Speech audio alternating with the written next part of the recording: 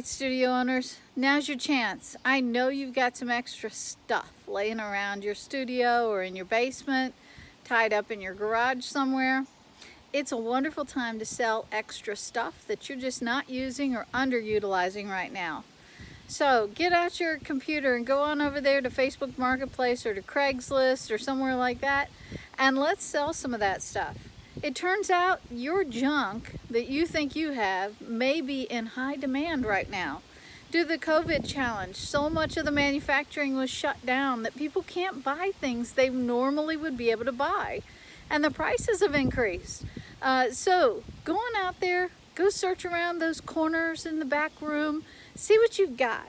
Your junk may be somebody else's treasure. So go list it today, get some extra pocket change, and get some money out of that stuff that you're not using and free up some space and free up some of your brain power of trying to figure out what to do with that stuff.